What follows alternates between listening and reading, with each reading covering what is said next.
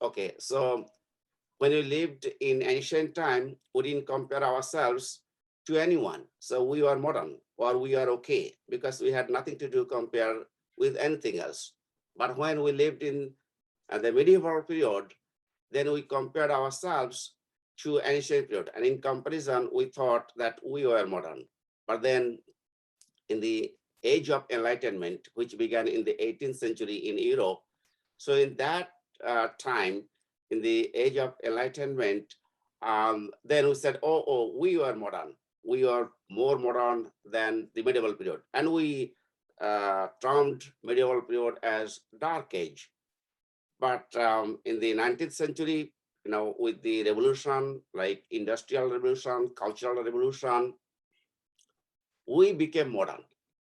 And now we live in the 21st century. In 21st century, we are heavily influenced and overwhelmed by modern science and technology. With that advancement, we believe that we are ultra modern and our just past century was just century of old.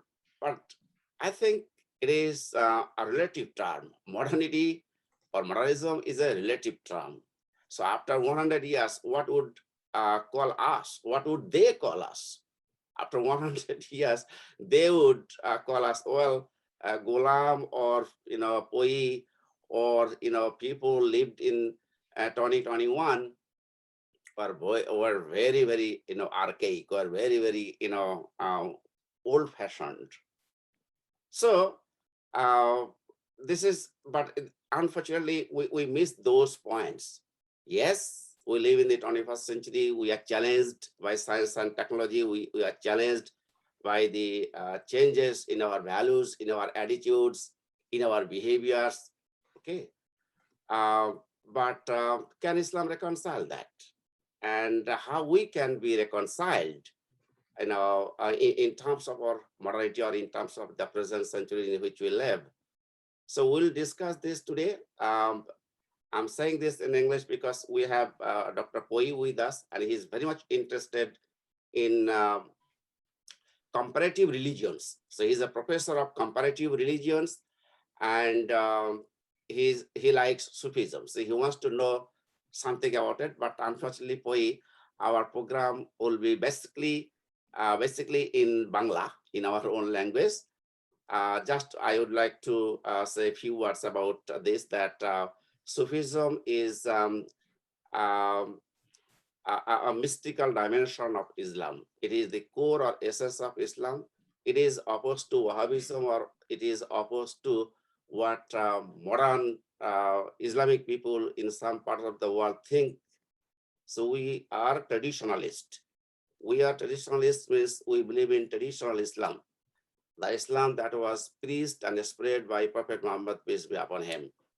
And we follow those traditions. Traditions means the traditions that the Prophet Muhammad, peace be upon him, taught us, and he followed in his own life. So we follow his sunnah. Sunnah means his traditions, and not just one tradition. Islam is not one tradition. Some people say Islam or Islams. Some people say modernism or modernisms, because there are so many aspects of modernism.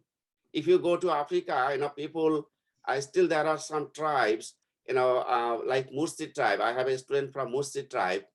They don't wear anything. They don't wear any clothes on the top. They just wear something at the bottom to cover their private. But on the top, men, women don't wear anything. And they call themselves modern.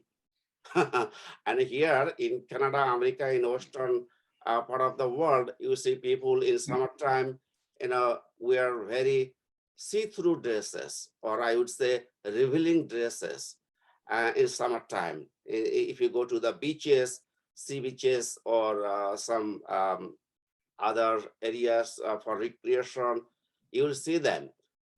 They call modern. If you go to Saudi Arabia or the Middle East country, the way they dress up because of their weather or culture, you ask them, are you modern? They say, of course I'm modern. So what is the definition of modernism? we follow that modernism, the modernism or that morality or that tradition that was preached by Prophet Muhammad, peace be upon him. So Islam is the Islamist Sufism is the mystical dimension of Islam, and there are many dimensions of Islam. This is why we say sometimes Islam or Islams, like modernism or modernisms, because there are many definitions or many dimensions of modernity, right? So we will talk about it, but and then if you join us later on, we will know. But just in brief, I would like to say that Sufism believes in plurality. Sufism believes that there is not a, that is according to the Quran. The Quran says there is no nation, there is no country where we have not sent our apostles or our prophets. That means in Islam, we not only believe in 100 in Prophet Muhammad as the messenger, we believe in 124,000 prophets and messengers. And these prophets and messengers came to different ages, to different nations, to different tribes, to teach us his order, his teachings. So beginning with Prophet Adam and ending with Prophet Muhammad, peace be upon him, we have altogether 124,000 prophets or messengers. And Jesus is one of the messengers. Moses is one of the messengers, and so is Prophet Muhammad. The difference is that we follow his messages, his traditions, the messages that was revealed upon him, unto him, and that is the Quran.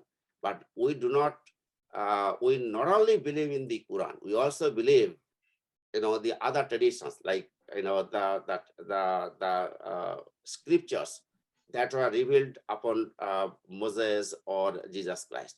So to us, Jesus Christ is not God or Son of God, because God cannot have any children, nor is he a child. So God, is not a biological being. He does not have any extension of physical body. It will limit him. So God does not have any child, or God is not a child, or God does not have any father or parents. So Prophet Muhammad is not a child of God, unlike Jesus Christ, according to Christian viewpoint. To us, Jesus Christ is one of the messengers, like Moses is one of the messengers. And we believe in all those messengers. As a Muslim, as a Sufi, if you do not believe in those prophets, you are not a Muslim. You cannot be a perfect Muslim. So we do that. We believe in that. So Sufism believes in plurality. It believes in multiplicity. And that's according to the Quran. The Quran says we have a Hafiz, youngest Hafiz here. One of the youngest Hafiz here we have with us. He is Aslanul Karim. Aslanul Karim, I also welcome you to our program. Aslanul Karim, would you please recite the verse Surah Maida, ayat number 48, please. Surah Maida, ayat 48. Would you please recite that verse? Thank you so much, sir. Just a second. Would you please remind? Surah Maida, verse 48, in which God says, I'm speaking in English, God says that unto all of you have we sent a way and have we sent a law and a way of life. Had we wanted, we would have created a single community. According to this verse, God says that I created a law and a way of life for all of you. So that means the different religions, the different traditions are created by God himself. If he had wanted, the next verse says, had I wanted, I would have created a single community. What does it mean? What it means is that if God had wanted, he would have created a single community. It could be Islam or could be anybody, anything else, but he didn't. That means he created different communities. Now we have different communities, such as Muslim community, or Christian community or Jewish community, whatever. So these communities are different ways of life, are different communities created by God himself. So that is inclusiveness. That includes all traditions. Islam believes in all those traditions. And as a Sufi, as Sufism believes in it, we all believe in those traditions. That's the essence of Sufism. That's the real tradition of Islam, the core of Islam. Okay, so now you got it, Asmal Karim? Thank you, sir. I'm reciting that ayah, Yeah, so that from is that Surah verse, Surah Ma'idah. Maida, yes, Yes. Surah Maida. So I request you to recite from the Holy Quran. I call it Surah Maida. Okay, thank you, sir. I'm reciting, I'm starting. And ayah is 48, right? Yes. Okay, I'm starting. أعوذ بالله من الشيطان الرجيم.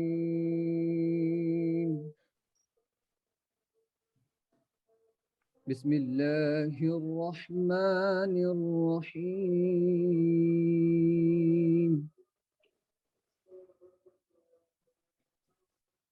وأنزلنا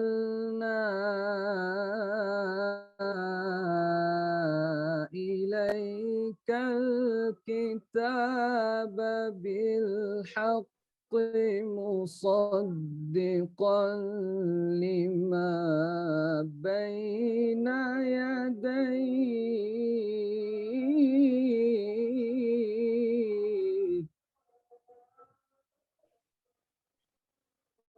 مصدقا لما بين يديه من الكتاب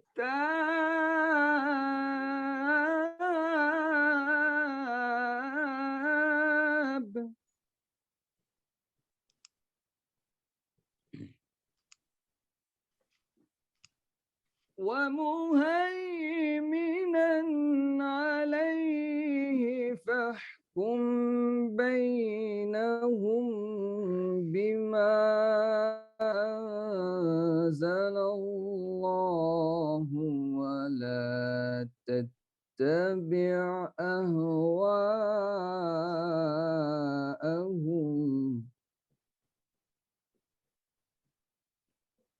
ولا تتبع أهواءهم عما جاءك من الحق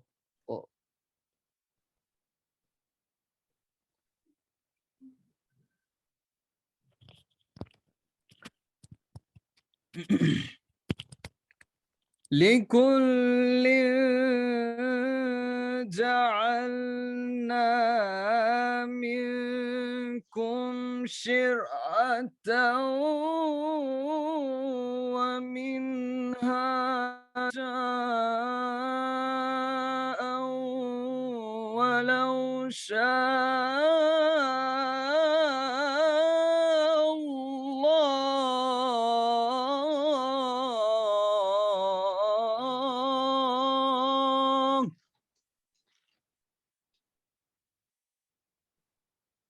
ولو شاء الله لجعلكم أمة واحدة ولكن ليبلوكم فيما آتاكم فاستبقوا الخيرات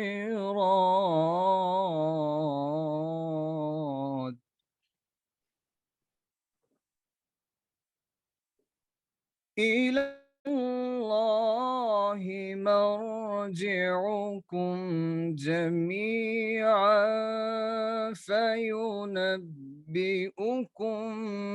بما كنتم فيه تختلفون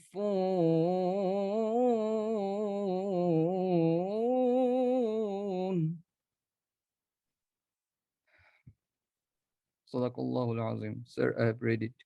Thank 48. Thank you so much, Asmal Karim. Asmal Karim is a Hafiz. A Hafiz is the one who can, memorize the whole Quran in heart.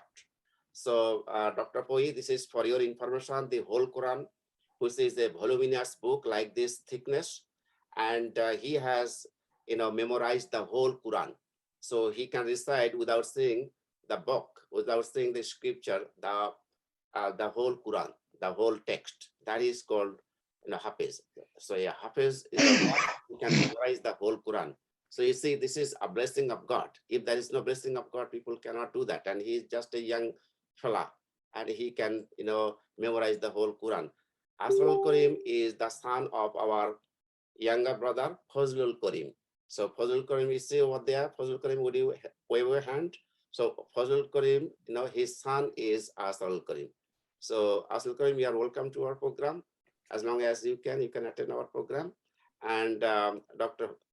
Poi, for you and for all the participants, I would like to mention that our next program will be, presented by Fazlul Karim, and then that will be in November, and then in December we'll have a full international program, and for that program, a professor from Maldives will give us the keynote speech. So professor from Maldives, he should be here sometime somewhere. Maybe he will join us later on just to introduce himself to us. But that will be in December. So in November, Fazlul Karim will give us the keynote speech, and in December, a professor from Maldives. And for that program, for December, I would invite some international scholars, inshallah, God willing. And Dr. Poi, you would also attend our program in December as well. That would be fully in English. With that, I'd like to start our program as usual. It will be in Bangla. So I gave you the gist and the summary of today's discussion, and a little bit about Sufism, what it deals with, what we learn or what we do in this. This program we conduct every month, once a month, and that is first Friday of every month, 7:30 p.m. Bangladesh time, 9:30 a.m. Toronto or Canada time. Canada means Toronto time, not Toronto and Montreal time and New York time. We have time difference in North America.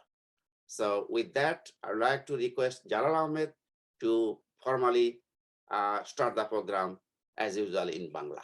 Thank you so much for being with us so far. Assalamu alaikum warahmatullah, and thank you so much, Dr. Ghulam Dostagi sir, and I can say some few words in English, and welcome to Dr. Poi Tian Pio, and welcome to our program. And I'm Jalal, I'm doing PhD in China, and I'm a student of Professor Ghulam Dostagi sir. I'm learning philosophy. This is my heart. Like you say, I came from religious family. What we say, the Sufism, we follow the Sufism or the Tariqa. My grandfather, my fathers, like my entire family follow the Sufism. So that's why, though I'm from the different backgrounds, like science background, but philosophy, Sufism, and religious, this is my heart. And welcome to our program. Can I start now, sir? Yes, certainly. Okay. Thank you so much. Assalamu alaikum warahmatullah. Ya Allah, ya Rahman, ya Rahim, ya Rahmatal lil alamin, ya Shafi al Musnawi.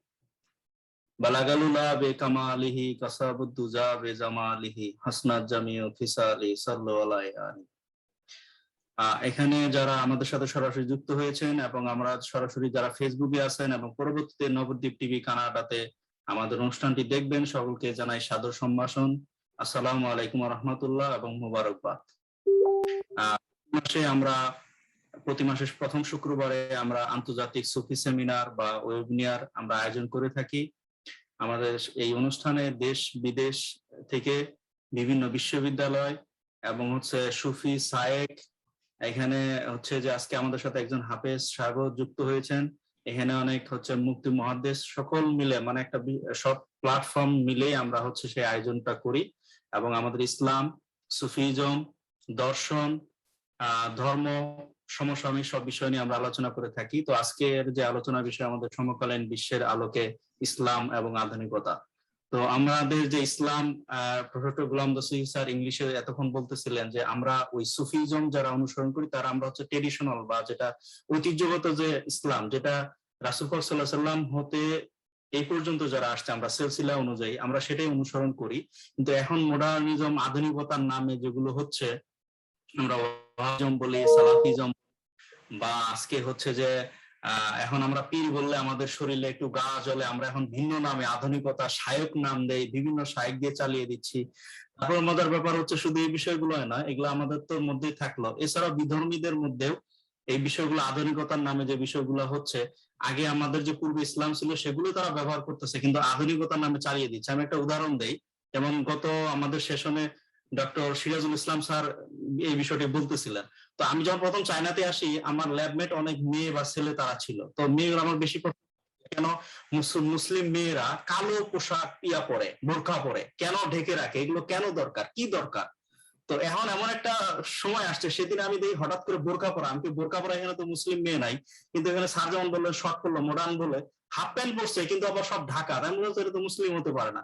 পরে দেখি যে আমার ল্যাবমেট, তাকে জিজ্ঞেস করলাম যে তুমি তো আগে আমাকে বলতা যে মুসলিম নারীরা কেন এরকম ঢেকে একবার টুপি করে কেন এরকম করে, তো তুমি এটা করতেছো কেন? Climate change, this is a climate change. তো ক্লাইমেট চেঞ্জ, তারা এই আবহাওয়া ক্লাইমেট থেকে বাঁচার জন্য তারা এমন ভাবে ঢেকে আসছে আপনি বিশ্বাসও করতে পারবেন না। আমাদের মানে মুসলিম মেয়েরা এইভাবে বোরকা পরে না, তারা একবারে হাত এদিকে সব যেন স্কিনে এগুলো ক্ষতি না হয়। তো আধুনিকতার নামে আমাদের যেমন আমাদের ধর্ম আছে, আমরা সেটা বিকৃত করতেছি, জিহাদের নামে ভিন্ন ভিন্ন ভাবে চালিত করে আজকে আমাদের সমাজে যে অশান্তি বিরাজমান করতেছে, এবং বিধর্মী যারা আছে তারাও আধুনিকতার নামে অনেক কিছু করতেছে। তো আমরা সেই বিষয়গুলো করি, আমাদের সুন্দর একটি আলোচনা হবে ইনশাল্লাহ। আমাদের সাথে আজকে মূল আলোচক হিসাবে আসলেন শেখ জৈনুল আবেদিন স্যার, উনি কানাডার মন্ট্রিল থেকে অংশগ্রহণ করছেন। তিনি একজন সুফি শায়েক, একজন তরিকতের একজন শায়েক। তো আশা করি উনি বিস্তারিত আলোচনা করবেন। তো আমি এক কথা আর বাড়াবো না, প্রফেসর ডক্টর গোলাম দস্তগীর স্যারকে সবিনয় অনুরোধ জানাবো আজকের অনুষ্ঠানটি পরিচালনা করবার জন্য। Sir. Thank you so much Jalaluddin Ahmed. Sir আসসালামু আলাইকুম। স্যার আমার একটা অনুরোধ ছিল। স্যার মিশাকালী বুরহান বলছি। বলো। স্যার যেহেতু প্রোগ্রামটা একটা ইন্টারন্যাশনালি হচ্ছে, আমি মনে করি যে ইংলিশে কনভারসেশনটা করলে তাহলে হয়তো বা ইন্টারন্যাশনালি আরো এনগেজমেন্ট হইতো। মোটামুটি আমরা এখানে যারা আছি সবাই তো ইংলিশটা ভালোভাবে বুঝি এবং বলতে পারি। তো এটা করলে কেমন হয় স্যার? এটা আসলে আমার একটা অনুরোধ ছিল। হ্যাঁ, ইংলিশ বাংলা মিলেই করবো আমরা ইনশাআল্লাহ। So Jalaluddin bhai, you can use both languages, English and Bangla, as much as we can, if possible. So we'll be speaking Bangla as well as you can use some English text as well, in your speech. Okay, we have another guest today. He's attending us, joining this program first time. This program. So he's Professor Abdul Razzaq. Professor Abdul Razzaq is a former professor of philosophy of Jahangir Rajshahi University. He has taught at Rajshahi University for a long time, and he is one of my very good friends. So Professor Razzaq is in Illinois, America. So he joins us with the ID name Umme Al-Wazadi. So as you see, Umme Al-Wazadi, this is his wife's ID, Facebook ID or Zoom ID, whatever. So he's with us, Professor Razzaq. Razzaq bhai, you are welcome to our program, and we are honored to have you with us. Professor Razzaq, just to let you know that in December we will have a full program fully in English, and that will be our international program with some scholars across the world. অনেকক্ষণ থেকে লাইনে আছি। I Yes. have heard all that you have said. I have been for a long time. No, for the first time, you have, joined this program. That's what I'm saying. Oh, thank you. That's what I'm saying. I'm saying that, you joined this program for the first time and I welcomed you. You have been with us for a long time. This is why I'm introducing you. So I said that Professor Razzaq is one of the former professors of Rashtra University. Now he is in Illinois, America, and he had joined us from America. Not only that, we have time difference. So actually, he had joined us 1 hour before we joined or we came or started this program. So Professor Rajak, thank you so much, for coming and joining this program and for your support. And like I said, if everything goes well, then in December we have a full program, international program. We will have some international scholars and speakers as well. So thank you so much, Professor Rajak, once again for joining our program.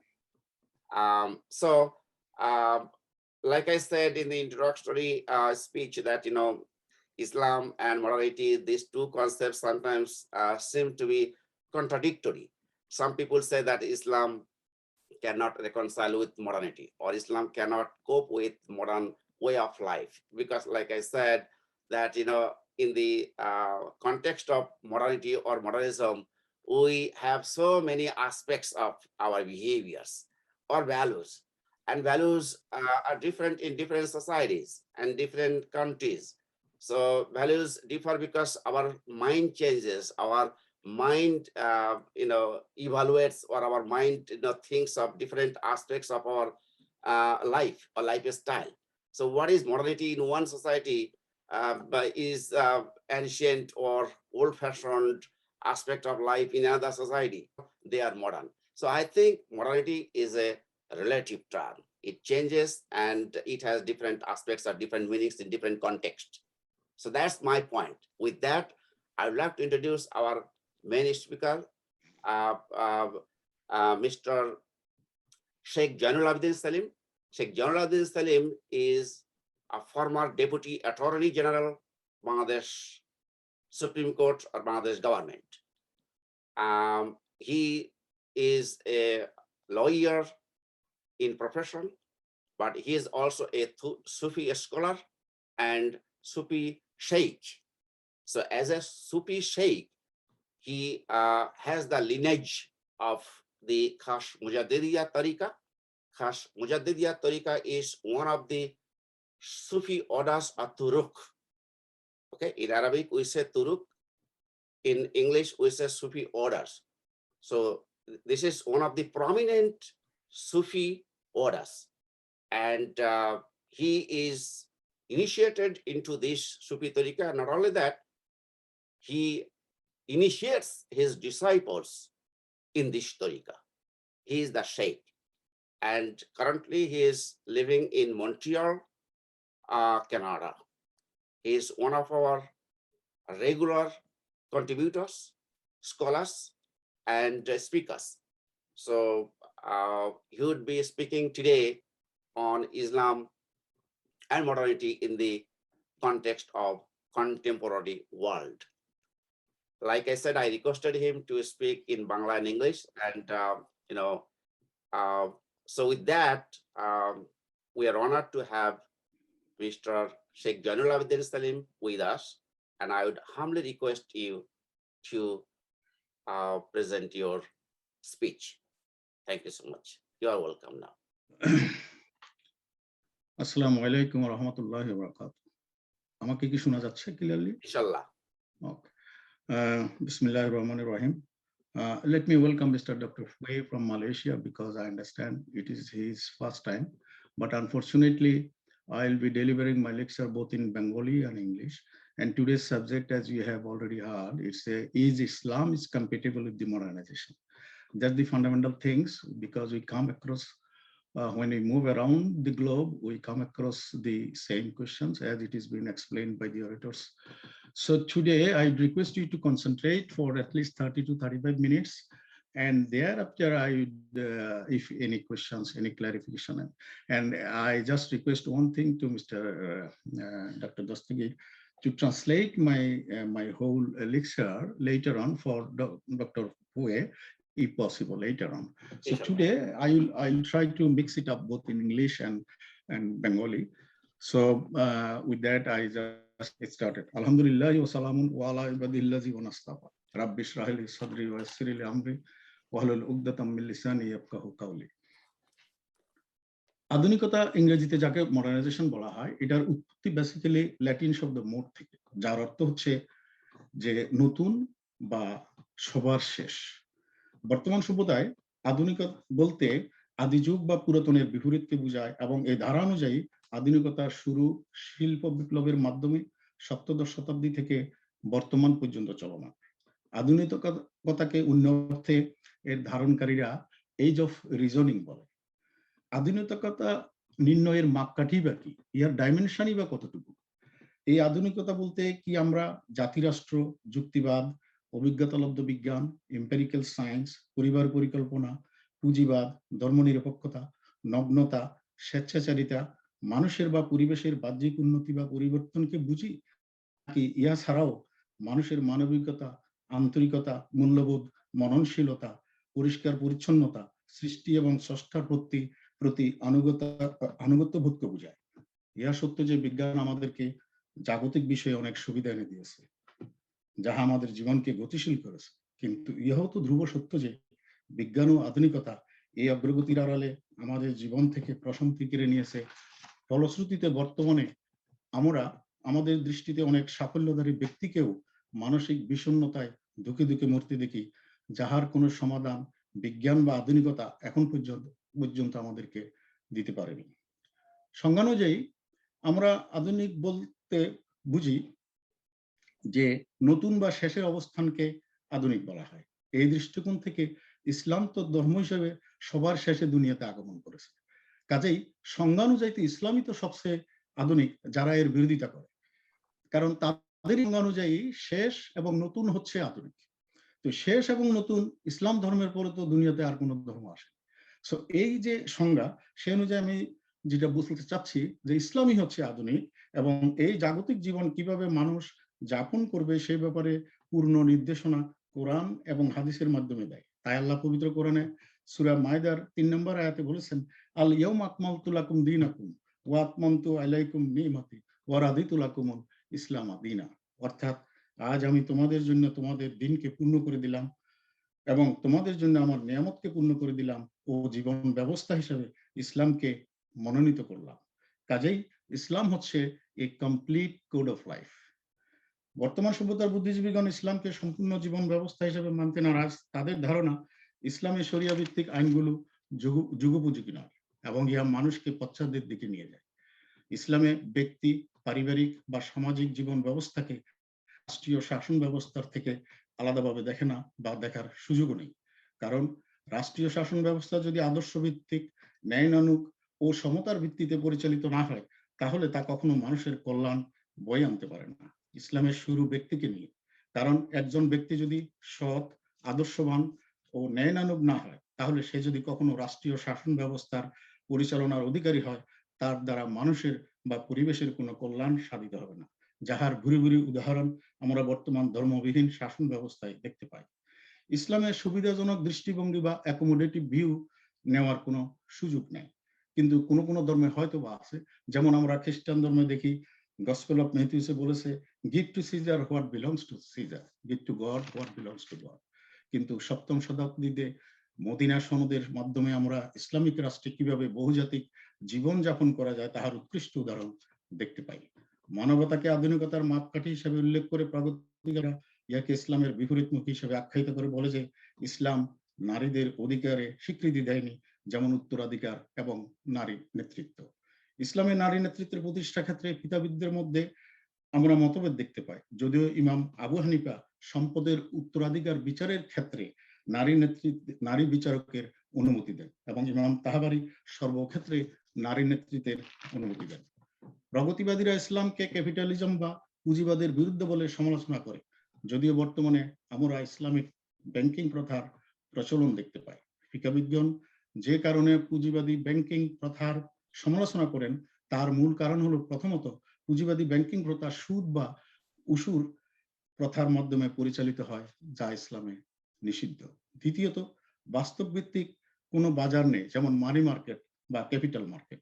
তৃতীয়ত প্রাকৃতিক সম্পদ রাষ্ট্রের মালিক, কিন্তু পুঁজিবাদী ব্যবস্থায় কোনো ব্যক্তি সেটা ভোগ করে এবং সেটা উপভোগ করে।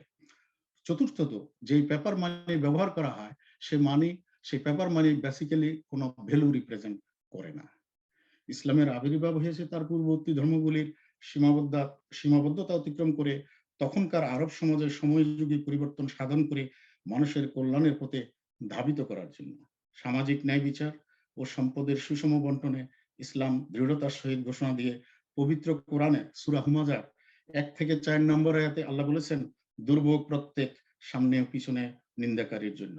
যে সম্পদ জমা করে ও বারবার তা গণনা করে, সে ধারণা করে তার সম্পদ তাকে অমর করে রাখবে, কখনো না, সে অবশ্যই বিক্ষিপ্ত হবে হুতামায়। ইসলামে আধুনিকতা ব্যাখ্যায় দুটি শব্দ সবসময় ব্যবহার করা হয়, তা হলো তাজদিদ যথা রিনিউ বা নবায়ন এবং ইসলাহ তথা পুনর্গঠন বা রিফর্ম। পবিত্র কোরআন এবং হাদিসে আমরা এর ব্যবহার দেখতে পাই। ইসলামী চিন্তাবিদগণ এই দুটি ব্যবহারে ইস্তিহাদ বা জ্ঞান ভিত্তিক বিশ্লেষণ করে ইসলামকে যুগোপযোগী করেছেন। পবিত্র কোরআনে সূরা হুদের 88 নম্বর আয়াতে আল্লাহ বলেছেন, ইন ইউরিদু ইল্লাল ইসলাহ মাস্তাতু, হে নবী আপনি বলুন, আমি যা তোমাদের করতে নিষেধ করি তা নিজে করতে চাই না, আমি শুধু আমার সাধ্যমতো সংস্কার করতে চাই। নবীজি হাদিসে উল্লেখ করেছেন, আল্লাহ প্রত্যেক শতাব্দীর শুরুতে একজন মুজাদ্দিদ বা সংস্কারক দুনিয়াতে পাঠাবেন। উদাহরণস্বরূপ ইমাম মালিক, ইমাম আবু হানিফা, ইমাম শাফি, ইমাম হামলি, ইমাম গাজ্জালি, ইমাম বুখারী, ইবনে রুশদ, ইবনে তাইমিয়া, মুজাদ্দিদ আল ফিশানি এবং সমসাময়িক মোহাম্মদ আব্দুল। এই প্রথিতযশা ফিকাবিদগণ বহু জটিল সমাধানে ইস্তিসলা বা জনকল্যাণ বা পাবলিক ইন্টারেস্ট নীতি ব্যবহার করে বহু সমস্যার সমাধান করেছে। যেসব সমস্যাগুলি পবিত্র কোরআন এবং হাদিসে উল্লেখ নেই বা সমাধান করার উপযুক্ত কোনো ক্লু নেই, সেই ক্ষেত্রে তারা এই পাবলিক ইন্টারেস্ট নীতি অনুসরণ করেছেন, যাহা পাশ্চাত্যে ইসলাম থেকে নিয়ে আজ তারাই অনুসরণ করে। যান্ত্রিকতার উন্নতিতে ইসলাম কখনো বাধা হয়ে দাঁড়ায়। ইসলাম সবসময় যে বিজ্ঞান নির্ভর জ্ঞান অনুসরণ করার জন্য তার অনুসারীদেরকে নির্দেশ দিয়েছে। পুঁজিতন্ত্র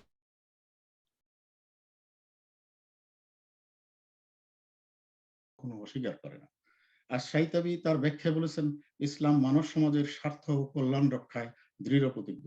ব্যক্তিগত সম্পদ বৃদ্ধিতে মানুষ কেনাবেচা, চাষাবাদ, স্থায়ী বেতনের ভিত্তিতে চাকুরি বা উজরা, মুদারাবা বা পার্টনারশিপ, মুশারাকা বা জয়েন্ট ভেঞ্চার, মুরাবা বা বিক্রয় এবং বাকিতে কেনা, কৃষি সমবায়, দান ইত্যাদি কার্যক্রম সম্পাদন করে থাকে। বস্তুত আল্লাহ সূরা বাকারার 275 নম্বর আয়াতে বলেছেন, আল্লাহ বেচাকেনাকে হালাল করেছেন এবং সুদকে হারাম করেছেন।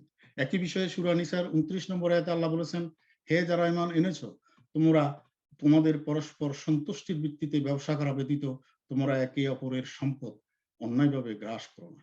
পারিবারিক ব্যয় নির্বাহে ইসলাম নির্দেশ দেয় সম্পদ আহরণ ও ন্যায় বিচার প্রতিষ্ঠার, যাহা পবিত্র কোরআনে সূরা জুমার 10 নম্বর আয়াত, সূরা বাকারার 233 নম্বর আয়াত এবং সূরা তালাকের 4 নম্বর আয়াতে বিস্তৃতভাবে ব্যাখ্যা করা হয়েছে। পুঁজিবাদী সমাজ ব্যবস্থায় ইসলাম প্রতিযোগিতা ও আর্থিক যুক্তিগতা নির্ণয়ের স্বীকৃতি দেয়।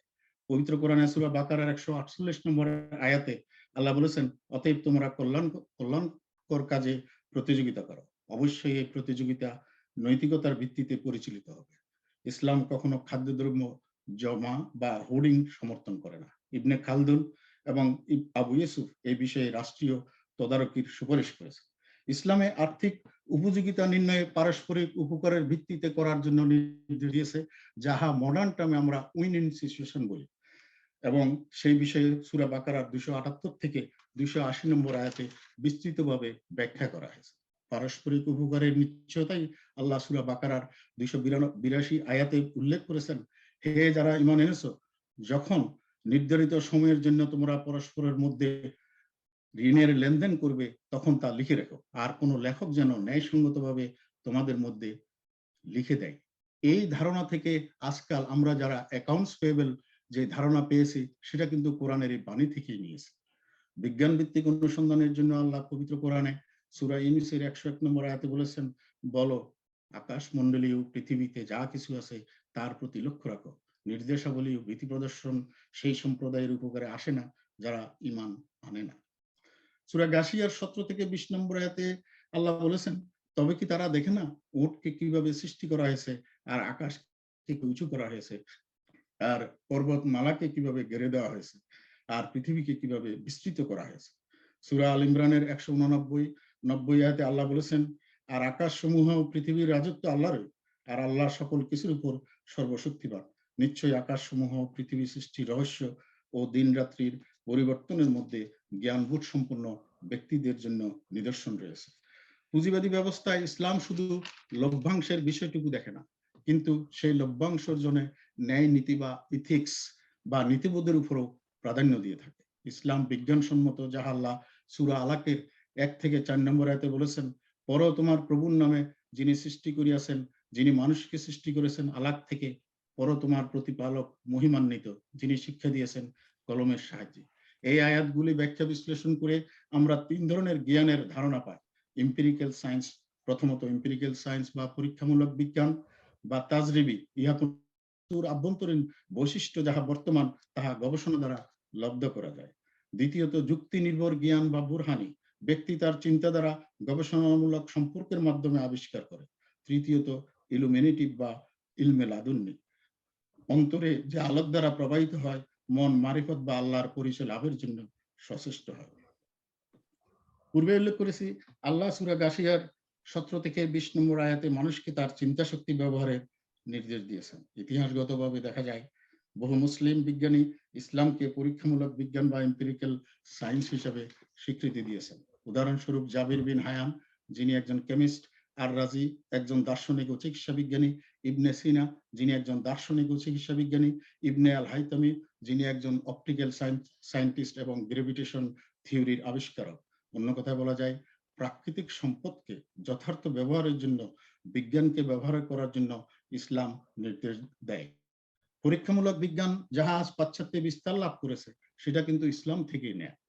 পুঁজিবাদ ও বিজ্ঞানের মতো ইসলাম মানবতা এবং মানুষের অধিকারকে মূল্যায়ন করেছে।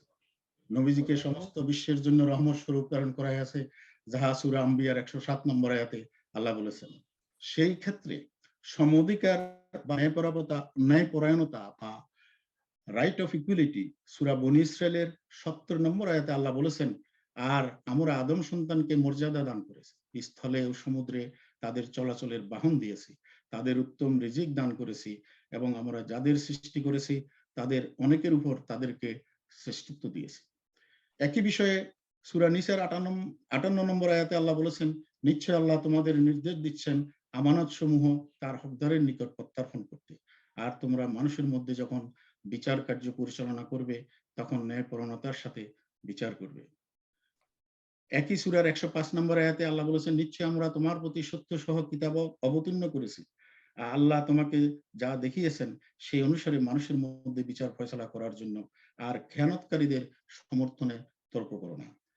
একই সূরার 107 নম্বর আয়াতে আল্লাহ বলেছেন, যারা নিজেদের অন্তরের খেয়ানত করে তাদের পক্ষে তুমি তর্ক করো না, নিশ্চয়ই আল্লাহ খেয়ানতকারীকে পছন্দ করেন না। সূরা নিসার 135 নম্বর আয়াতে আল্লাহ বলেছেন, হে যারা ঈমান এনেছো, তোমরা আল্লাহর সাক্ষী হিসাবে ন্যায় বিচারে দৃঢ় প্রতিষ্ঠিত থাকবে, যদিও তা তোমাদের নিজেদের অথবা পিতা মাতা এবং আত্মীয় স্বজনের বিরুদ্ধে হয়। সে বিত্তবান অথবা বিত্তহীন যাই হোক, আল্লাহ দুইজনেরই ঘনিষ্ঠতর। সুতরাং তোমরা ন্যায় বিচার করতে গিয়ে প্রবৃত্তির অনুসরণ করো না। যদি তোমরা ঘুরিয়ে পিছিয়ে কথা বলো অথবা এড়িয়ে চলো, তবে আল্লাহ তোমাদের কৃতকর্ম সম্পূর্ণরূপে অবহিত। সূরা মুমতাহিনার 8 নম্বর আয়াতে আল্লাহ বলেছেন, জীবন ব্যবস্থার ব্যাপারে যারা তোমাদের বিরুদ্ধে যুদ্ধ করেনি এবং তোমাদেরকে দেশ থেকে বহিষ্কার করেনি, তাদের প্রতি সদাচার ও ন্যায় বিচার করতে আল্লাহ তোমাদের নিষেধ করেন না। নিশ্চয়ই আল্লাহ ন্যায়পরায়ণদের ভালোবাসেন। Right to freedom of expression, assembly and association, মত প্রকাশের অধিকারে আল্লাহ সূরা আল ইমরানের 104 নম্বর আয়াতে বলেছেন, আর তোমাদের মধ্যে এমন একটি দল থাকা উচিত যারা কল্যাণের দিকে আহ্বান করবে এবং সৎ কাজের আদেশ করবে ও অসৎ কাজে নিষেধ করবে, আর তারাই সফল। ইয়ামারুনা বিল মারুফ ওয়া ইয়ানহাউনা আনিল মুনকার। একই সূরার 159 আয়াতে আল্লাহ বলেছেন, তাদের জন্য ক্ষমা প্রার্থনা করো এবং কাজকর্মে তাদের সাথে পরামর্শ করো, অতঃপর যখন তুমি সিদ্ধান্তে পৌঁছাও তখন আল্লাহর উপর ভরসা করো, নিশ্চয়ই আল্লাহ ভরসাকারীদের ভালোবাসেন। জীবনের অধিকার তথা রাইট টু লাইফ সম্বন্ধে আল্লাহ সূরা মাইদার 45 নম্বর আয়াতে বলেছেন, আর আমরা তোমাদের জন্য তাওরাতে বিধান দিয়েছিলাম যে প্রাণের বদলে প্রাণ, চোখের বদলে চোখ, নাকের বদলে নাক, কানের বদলে কান, দাঁতের বদলে দাঁত এবং জখমের বদলে অনুরূপ জখম। অতঃপর কেউ তা ক্ষমা করলে তাতে তারই পাপ মোচন হবে, আর আল্লাহ যা অবতীর্ণ করেছেন সেই অনুযায়ী যারা বিচার ফয়সালা করে না তারাই জালিম। সূরা বনী ইসরাইলের 33 নম্বর আয়াতে একই বিষয়ে আল্লাহ বলেছেন, আর আল্লাহ যা হত্যা নিষিদ্ধ করেছেন, যথার্থ কারণ ছাড়া তাকে হত্যা করো না। কেউ অন্যায়ভাবে নিহত হলে তার অভিভাবককে কেসাস দাবি করার কর্তৃত্ব দিয়েছি, তবে সে যেন হত্যার ব্যাপারে বাড়াবাড়ি না করে, নিশ্চয়ই সে সাহায্যপ্রাপ্ত হবে। আত্মরক্ষার ক্ষেত্রে আল্লাহ সূরা তাওবার 6 নম্বর আয়াতে বলেছেন, আর মুশরিকদের মধ্যে কেউ তোমার কাছে আশ্রয় প্রার্থনা করলে তুমি তাকে আশ্রয় দিবে, যাতে সে আল্লাহর বাণী শুনতে পায়, অতঃপর তাকে তার নিরাপদ স্থানে পৌঁছে দিবে, কারণ তারা এমন এক সম্প্রদায় যারা জ্ঞান রাখে না। পারিবারিক সম্পর্ক ও অধিকারের ক্ষেত্রে আল্লাহ সূরা নিসার 1 নম্বর আয়াতে বলেছেন, হে মানুষ, তোমরা তোমাদের প্রতিপালক সম্পর্কে সচেতন হও, যিনি তোমাদের একজন মানুষ থেকে সৃষ্টি করেছেন এবং তা থেকে তার জোড়া সৃষ্টি করেছেন এবং তাদের দুজন থেকে বহু নরনারী ছড়িয়ে দিয়েছেন। তোমরা আল্লাহকে ভয় করো, যার মাধ্যমে তোমরা একে অপরের নিকট হক দাবি করবে এবং আত্মীয়তার বন্ধন কখনো ছিন্ন করবে না। আল্লাহ তোমাদের উপর সতর্ক দৃষ্টি রাখবেন। সূরা রুমের 21 নম্বর একই বিষয়ে পারিবারিক সম্পর্কের ব্যাপারে আল্লাহ বলেছেন, আর তার নির্দেশাবলীর মধ্যে রয়েছে, তিনি তোমাদের জন্য তোমাদের মধ্য হতে সৃষ্টি করেছেন তোমাদের স্ত্রীদের, যাতে তোমরা তাদের নিকট প্রশান্তি পাও, এবং তোমাদের মধ্যে পারস্পরিক ভালোবাসা ও দয়া সৃষ্টি করেছেন। চিন্তাশীল সম্প্রদায়ের জন্য এতে অনেক নিদর্শন রয়েছে। সূরা তাহরিমের 6 নম্বর আয়াতে একই বিষয়ে আল্লাহ বলেছেন, হে যারা ঈমান এনেছো, তোমরা নিজেদের এবং তোমাদের পরিবার পরিজনকে জাহান্নামের আগুন থেকে বাঁচাও। পুরুষ ও নারীর সম মর্যাদার ক্ষেত্রে সূরা বাকারার 228 নম্বর আয়াতে আল্লাহ বলেছেন, আর স্ত্রীদের ন্যায় সঙ্গত অধিকার রয়েছে, যেমন স্বামীদের অধিকার রয়েছে তাদের উপর। সূরা হুজরাতের একই বিষয়ে 13 নম্বর আয়াতে আল্লাহ বলেছেন, হে মানুষ, নিশ্চয় আমরা তোমাদেরকে সৃষ্টি করেছি একজন নারী ও একজন পুরুষ থেকে, অতঃপর তোমাদের বিভক্ত করেছি বিভিন্ন জাতি ও গোত্রে, যাতে তোমরা একে অপরকে চিনতে পারো। নবীজি বিদায় হজের ভাষণেও আমরা তার মূল্যায়ন দেখতে পাই এবং নারীর অধিকার নিশ্চিত করার জন্য উনি নির্দেশ দিয়েছেন। পিতামাতার উপর শিশুর অধিকার সম্বন্ধে পবিত্র কোরআনের সূরা বাকারার 233 নম্বরে আল্লাহ বলেছেন, হে পিতামাতা, তোমরা সন্তানের ভরণ পোষণ করো এবং শিশুকাল অবস্থায় তাকে দুগ্ধপান করো। পিতামাতার অধিকারের ক্ষেত্রে সূরা বনী ইসরাইলের 23 থেকে 24 নম্বর আয়াতে আল্লাহ বলেছেন, পিতামাতার প্রতি সদ্ব্যবহার করা এবং তাদের সাথে বিনয়ী হওয়া সন্তানের জন্য কর্তব্য। রাইট টু এডুকেশন, শিক্ষার অধিকারের ক্ষেত্রে আল্লাহ সূরা তাওবার 122 নম্বর আয়াতে বলেছেন, আর মুমিনদের জন্য সঙ্গত নয় যে তারা সকলে একসঙ্গে জ্ঞান অর্জন করার জন্য মদিনার উদ্দেশ্যে বের হবে, তবে তাদের প্রত্যেক দল থেকে একটি অংশ কেন বের হয় না, ইসলামী জীবন ব্যবস্থা সম্পর্কে গভীর জ্ঞান অর্জন করা এবং ফিরে এসে নিজ সম্প্রদায়কে সতর্ক করার জন্য, যাতে তারা সতর্ক হয়ে চলতে পারে। এখানে উল্লেখযোগ্য যে একজন মুসলমান হিসেবে সাধারণ যে ইসলামিক জ্ঞান অর্জন করা সেটা ফরজ। সূরা আলাকের 1 থেকে 4 নম্বর আয়াতে, যেটা আমি পূর্বে উল্লেখ করেছি, আল্লাহ জ্ঞান অর্জন করার জন্য নির্দেশ দিয়েছেন। ধর্মীয় স্বাধীনতা রক্ষার ক্ষেত্রে আল্লাহ সূরা কাফিরুনের 1 থেকে 6 নম্বর আয়াতে বিস্তারিত বিশ্লেষণ করেছেন এবং সূরা বাকারার 256 নম্বর আয়াতে আল্লাহ বলেছেন, লা ইকরাহা ফিদ্দিন, ধর্মে কোনো বাড়াবাড়ি নেই। সূরা কাহাফের 29 নম্বর আয়াতে আল্লাহ বলেছেন, আর বলো, তোমার প্রতিপালকের কাছ থেকে সত্য এসেছে, সুতরাং যার ইচ্ছা সে বিশ্বাস করুক আর যার ইচ্ছা সে প্রত্যাখ্যান করুক। রাজনৈতিক আশ্রয়ের অধিকার ক্ষেত্রে সূরা নিসার 97 আয়াতে আল্লাহ বলেছেন, নিশ্চয়ই নিজেদের আত্মার উপর জুলুমকারীদের প্রাণ হরণকালে ফেরেশতাগণ বলে, তোমরা কি অবস্থায় ছিলে? তারা বলে, পৃথিবীতে আমরা অসহায় ছিলাম। ফেরেশতাগণ তখন বলবে, আল্লাহর পৃথিবী কি প্রশস্ত ছিল না, যেথায় তোমরা হিজরত করতে পারতে? একই ব্যাপারে সূরা মুনতাহিনার 9 নম্বর আয়াতে আল্লাহ বলেছেন, নিশ্চয় আল্লাহ এর সাথে বন্ধুত্ব করতে নিষেধ করেন যারা জীবন ব্যবস্থা নিয়ে তোমাদের সাথে যুদ্ধ করেছে, তোমাদেরকে দেশ থেকে বহিষ্কার করেছে এবং তোমাদের বহিষ্কারের সহযোগিতা করেছে, তাদের সাথে যারা বন্ধুত্ব করে তারাই জালিম। কাজের অধিকার ক্ষেত্রে সূরা তাওবার 105 নম্বর আয়াতে আল্লাহ বলেন, আর বলে দাও, তোমরা কাজ করতে থাকো, আল্লাহ তোমাদের কার্যকলাপ লক্ষ্য করবেন। একই সূরা বাকারার 286 আয়াতে আল্লাহ বলেছেন, আল্লাহ কাউকে তার সামর্থ্যের অতিরিক্ত চাপিয়ে দেন না। এবং একই ব্যাপারে সূরা মুলকের 15 নম্বর আয়াতে আল্লাহ বলেছেন, তিনি তোমাদের জন্য পৃথিবীকে সুগম করে দিয়েছেন, অতএব তোমরা উহার পথে প্রান্তরে বিচরণ করো এবং তার প্রদত্ত রিজিক থেকে আহার করো, আর তার দিকেই পুনরুত্থান করবে। সম্পত্তির অধিকার ক্ষেত্রে সূরা বাকারার 29 নম্বর আয়াতে তিনি বলেছেন, তিনি তোমাদের জন্য পৃথিবীর সবকিছুই সৃষ্টি করেছেন। সূরা নিসার 29 নম্বর আয়াতে আবার বলেছেন, তোমরা সন্তুষ্টির ভিত্তিতে ব্যবসা ব্যতীত একে অন্যের সম্পত্তি গ্রাস করো না। যুদ্ধবন্দীদের সাথে ব্যবহারের ক্ষেত্রে আল্লাহ সূরা মুমতাহিনার 8 নম্বর আয়াতে নির্দেশ দিয়েছেন এবং নবী করিম সাল্লাল্লাহু আলাইহি ওয়াসাল্লাম হাদিসে বিশদভাবে ব্যাখ্যা করেছেন কিভাবে যুদ্ধবন্দীদের সাথে ব্যবহার করতে হবে। নারী অধিকারের ক্ষেত্রে অনেকে শরিয়া আইনের কঠোরতার কথা বলে, কিন্তু দেখা যায় ইসলামই একমাত্র নারীদের অধিকার প্রতিষ্ঠার ক্ষেত্রে সোচ্চার ছিল। যেমন উত্তরাধিকার একমাত্র ইসলামই স্বীকৃতি দেয়, যাহা অন্য ধর্মে এখনো দেখা যায় না। ইসলাম গণতন্ত্র বিরোধী নয়, কারণ গণতন্ত্রের অনেকগুলি বৈশিষ্ট্য ইসলাম অনুমোদন দেয়, যেমন ন্যায় বিচার, সাম্যতা, দায়বদ্ধতা, মত প্রকাশের স্বাধীনতা ইত্যাদি, যাহা আমি পূর্বে উল্লেখ করেছি। এবং এইসব বিষয়ে সূরা ইমরানের 159, সূরা আশ-শূরার 38 নম্বর আয়াত, যেখানে নির্দেশ দেওয়া হয়েছে তোমরা পারস্পরিক আলাপ আলোচনার ভিত্তিতে এবং পরামর্শের মাধ্যমে তোমাদের কার্য সম্পাদন করো এবং নেতা নির্বাচিত করো। ইবনে তাইমিয়া বলেন, আল্লাহ শাসককে সাহায্য করেন যদিও সে অবিশ্বাসী হয়, কিন্তু তিনি অসৎ শাসককে সাহায্য করেন না যদিও সে মুসলমান হয়। এবং সমালোচনার অধিকার, যাহা সূরা আল ইমরানের 104 নম্বর আয়াতে আমি উল্লেখ করেছি, আর তোমাদের মধ্যে এমন একটি দল থাকা উচিত যারা কল্যাণের দিকে আহ্বান করবে এবং সৎ কাজের আদেশ করবে ও অসৎ কাজের নিষেধ করবে, তারাই সফল। ইবনে মাজা মতে বড় জিহাদ হচ্ছে অসৎ নেতৃত্বের সামনে সত্য কথা বলা। কোরআন মত প্রকাশের স্বাধীনতাকে স্বীকৃতি দেয়, যাহা সূরা আশ-শূরার 38 নম্বর আয়াতে, সূরা নিসার 59-83 নম্বর আয়াতে উল্লেখ করা হয়েছে।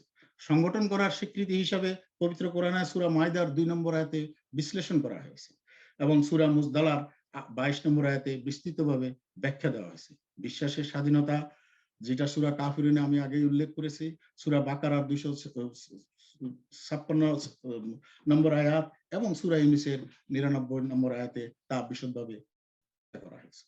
ইসলামের জন্মই হয়েছিল তার পূর্ববর্তী ধর্মগুলি সামাজিক সাম্যতা, ন্যায় বিচার এবং মানুষের অধিকার প্রতিষ্ঠায় ব্যর্থতার জন্য। সেই জন্য ইসলাম 7ম শতাব্দীতে ইসলাহ বা রিফর্ম এবং তাজদিদ বা রিফর্ম নীতির অবলম্বনে সমাজে এক পরিবর্তন সূচিত করে। ইসলামই একমাত্র ধর্ম যাহা প্রগতি, অগ্রগতি এবং সৃষ্টির অনুমোদন দেয়। যাবতীয় কুসংস্কার ইসলাম অনুমোদন করে না। জাগতিক দৃষ্টিকোণ থেকে আমরা যাকে ইনভেনশন বলি বা আবিষ্কার বলি, ইসলামী দৃষ্টিকোণ থেকে তাহা আল্লাহর পরিচয় প্রাপ্তির ক্ষেত্রে এক ধাপ অগ্রসরতা মাত্র।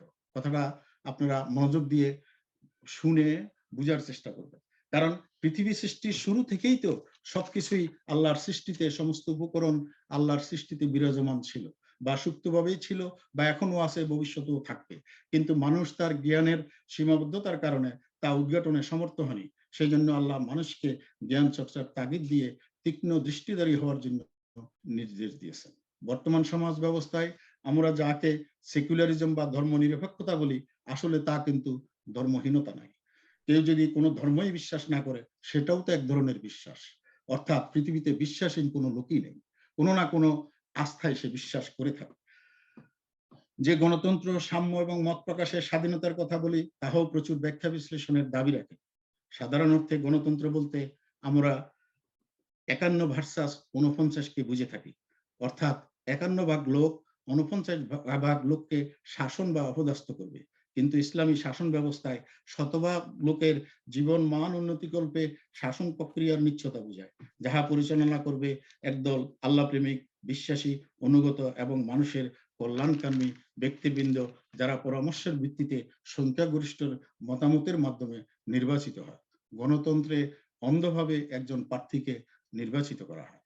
আমাদের অনেকেরই ধারণা, বর্তমান যান্ত্রিকতায় এবং বিজ্ঞান ভিত্তিক ব্যবস্থাপনায় আমাদের জীবনের অনেক অগ্রগতি হয়েছে। হয়তোবা দুনিয়ার প্রাপ্তির ক্ষেত্রে অনেক কিছুই আমরা সহজে লাভ করতে পারি, কিন্তু এই বিজ্ঞানময়তা আমাদের জীবনকে তছনছ করে দিয়েছে। যেমন কেড়ে নিয়েছে আমাদের ভালোবাসা, আন্তরিকতা, মূল্যবোধ, শ্রদ্ধাবোধ, মানুষের জন্য কিছু করবার মনোভাব ইত্যাদি নির্বল গুণাবলীগুলো। আর তাই আমরা দেখি পশ্চাতে বা উন্নত বিশ্বে যে আওয়াজ উঠেছে তা হলো go back to the nature, go back to the nature. সৃষ্টির নামে প্রকৃতিকে অবদস্থ করার পরিণাম আমরা বর্তমানে দেখতে পাই। ইসলামী শাসন ব্যবস্থা অগ্রসরতার দিকগুলির সাথে বিভিন্ন মানবিক গুণাবলী বিকাশে ইহার বিধিবিধান প্রণয়ন করে, যাহা পাশ্চাত্যের লিবারেল মনোভাবী লোকেরা সামাজিক অগ্রগতির বাধা হিসেবে মনে করে। পাশ্চাত্য জ্ঞানধারী লোকেরা ধর্মীয় উপাসনালয় এবং জীবন ব্যবস্থাকে আলাদাভাবে দেখে, কিন্তু ইসলাম ধর্মীয় ব্যাখ্যা ব্যবস্থা একটি কমপ্লিট কোড অফ লাইফ। ইসলাম বিজ্ঞানকে প্রাধান্য দেয় এবং অনুগত মুসলমানদেরকে বিজ্ঞান মনস্ক হওয়ার নির্দেশ দেয়, কিন্তু পাশ্চাত্য দুনিয়া জাগতিক উন্নতির সাথে নিজেদের মননশীলতা বা পরিষ্কার পরিচ্ছন্ন বিমুখ হয়ে শুধু যান্ত্রিকতার উপর প্রাধান্য দেয়। আসলে যে কথাটা আমি বলতে চাচ্ছি সেটা হলো, এই আমার পুরো বক্তব্যের এই জিস্ট যেটা হলো সেটা হলো, সত্য, সুন্দর এবং আদর্শের তো কোনো আধুনিকতা নেই। সত্য, সুন্দর এবং আদর্শের কোনো আধুনিকতা নেই। ইহা চিরন্তন, চিরকালীন, বহমান এবং রিফর্ম করার কোনো সুযোগও নেই। জাযাকাল্লাহু খায়ের, যে আল্লাহ আমাদের সবাইকে কল্যাণ দান করুক এবং আমরা যথার্থ অর্থে ইসলাম বুঝার জন্য আল্লাহ আমাদেরকে যেন কবুল করে নেন। আমিন। ওয়া আখিরু দাওয়ানা আনিল হামদুলিল্লাহি রাব্বিল আলামিন। Thank you so much for your erudite and scholarly speech. And I'm sorry, I won't be able to give the summary or gist of whatever you have said. You have talked a lot, and nobody can catch all those things. I was not ready for that, and I'm not good at writing or taking notes. That's what I can't, and I couldn't in my student life, and I couldn't. But I try to summarize some of your main points, and I hope that Dr. Poi would bear with me. So Dr. Poi, please bear with me. I'll try to summarize, the main points that he has pointed out. So he has said that, Islam, began, with science, knowledge, and, the viewpoints of all that we have in our modern life. And first of all, so it is actually by modernism that we know as capitalism, nudity, and unbecoming or sleazy lifestyle, and too much expression of freedom, and too much too much exposure to materialism. That's what we mean by modernism. Does Islam allow that? Can Islam or can any religion permit that kind of modernity or that kind of modern aspect of life? Obviously not. It's not just Islam. Any religion, be Christianity or Judaism or Buddhism, does not allow that, cannot be an aspect of a religion. That's what he says.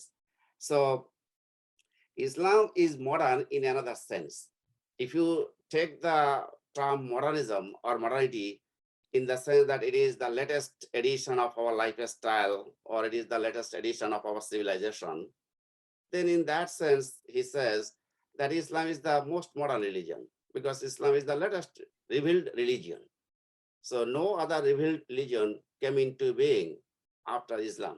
So in that sense, Islam is the most modern religions. And in another sense, he has referred to the Quran on many occasions, on many aspects, while he was talking about modernity and Islam. He said that God says that today we have completed your religion and have chosen Islam as your religion.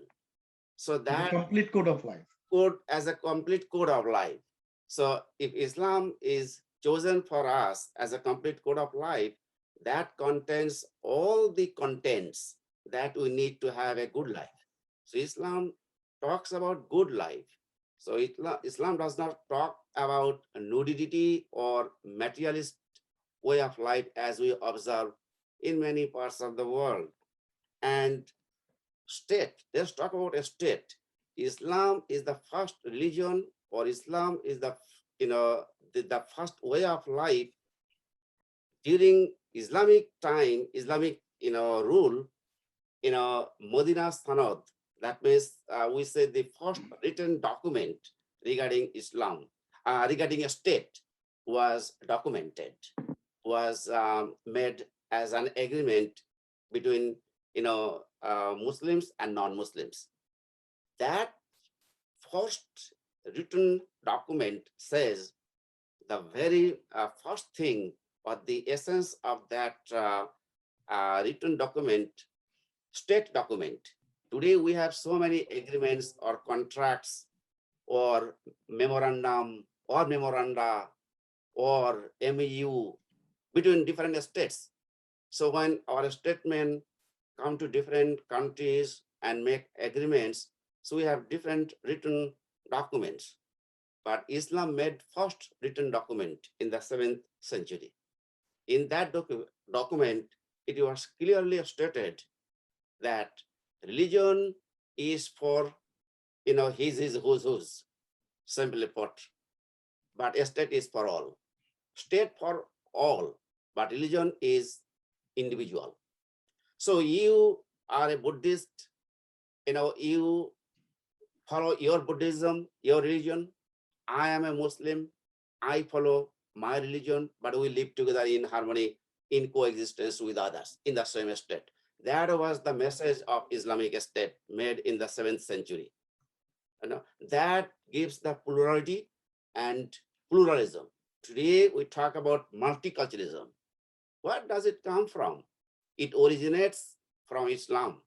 It dates back to the 7th century Islamic period, when Islamic State made first written document between Muslims and non-Muslims so that they can live together in the Islamic State. And reformer, Islam, today we talk about Sufi orders or Sufi reformers. They are reformers. They come to world to bring back our messages, the messages that were taught by Prophet Muhammad, and the messages that were revealed upon him, the Quranic message, the God's message. That message to teach us, to actually alert us and to bring us back to the right track.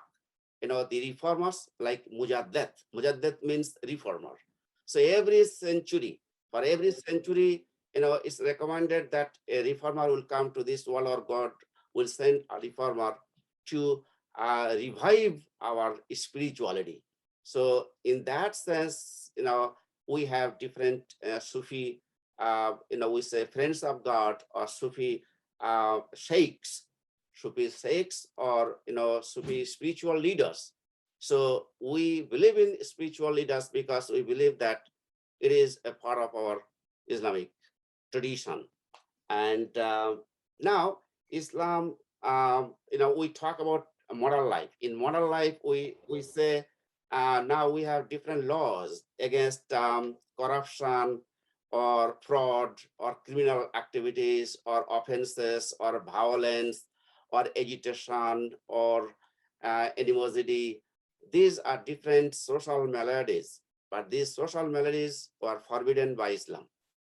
He has referred to the numerous, verses in the Quran that claim that Islam does not allow hoarding or stocking food. By hoarding or stocking food, some people get rich, whereas others are deprived, and Islam does not allow that. He also talks about corruption. Today we have corruption index, and people, are victims of corruption, and some people get rich and richer, and some people get poor and poorer. It's all because of, unequal distribution of wealth. Islam does not allow that. He says, our speaker says that Islam is the religion, as a complete code of life, talks about equality. And not only that, it talks about equity. That means if you have more income, if you have more wealth, you pay a certain portion of your income as tax.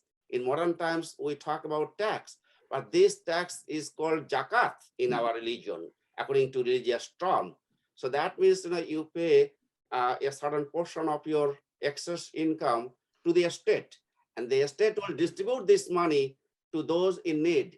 So that is called equity. He talks about accounting. So in modern life, in business, we do accounting, and we do have account receivable, account payable. We have Professor Dr. Abdul Razzaq, Professor Dr. Abdul Razzaq, is a professor of accounting as well. So he knows account payable. So this account payable, this term came from Islam. He talks about this, that it is Islam that first introduced that term account payable in Islamic term. And knowledge. So in philosophy, we know that there are three different theories of or sources of knowledge, which is called empiricism, rationalism, and intuitionism.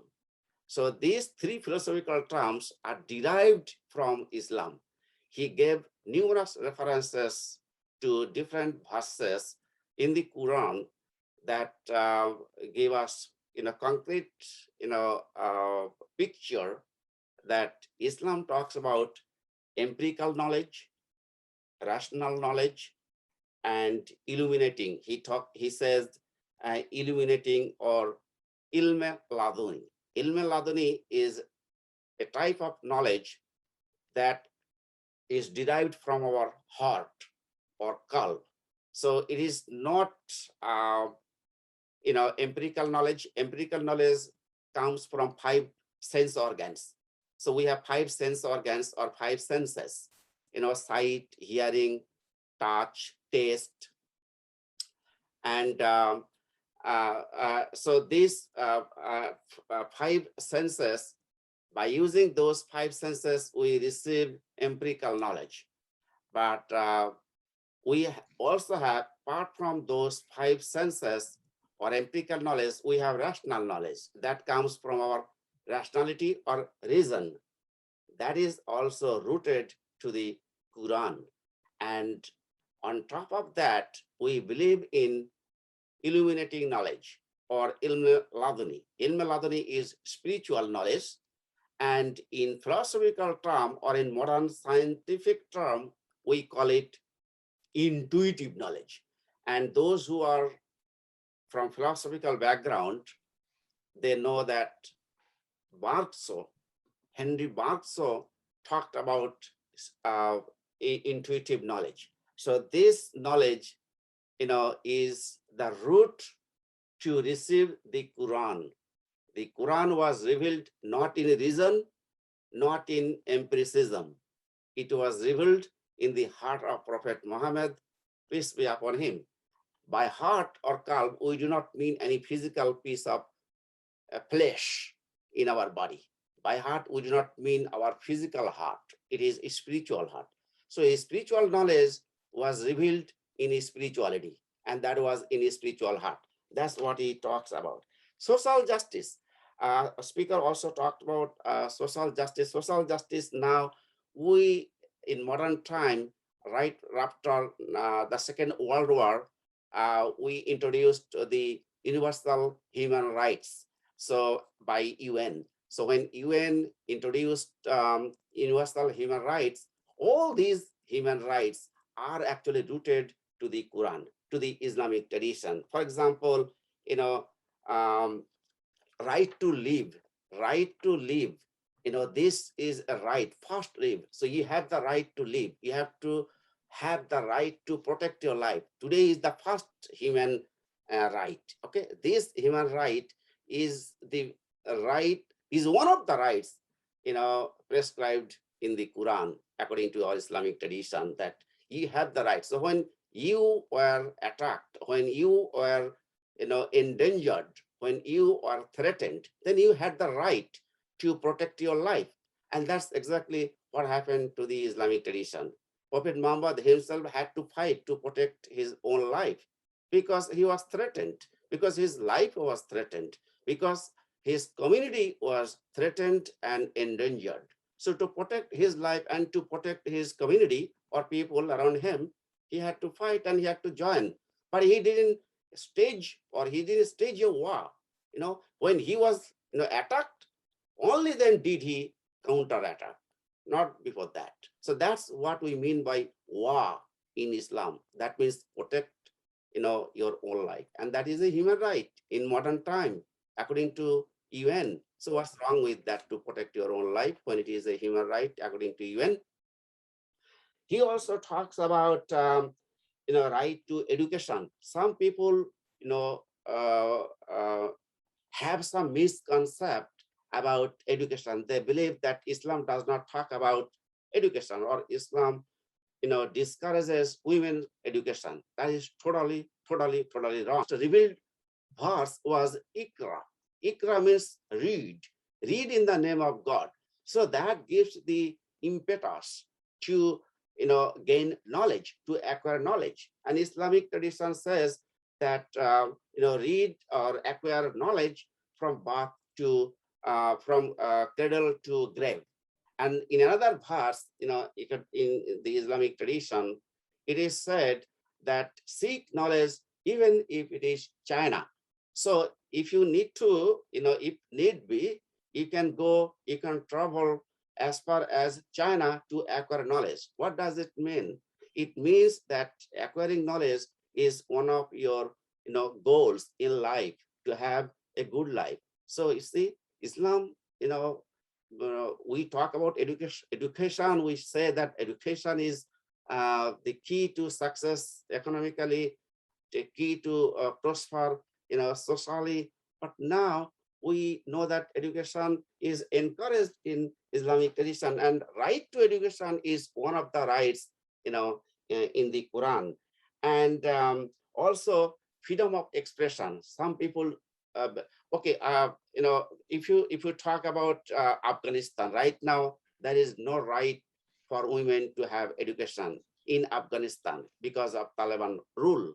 So Afghanistan is an Islamic country, or Muslim majority country, and if you see some something about their social system or social structure or economic structure or political system or educational institutions, you should not understand Islam in that context. That is not Islam.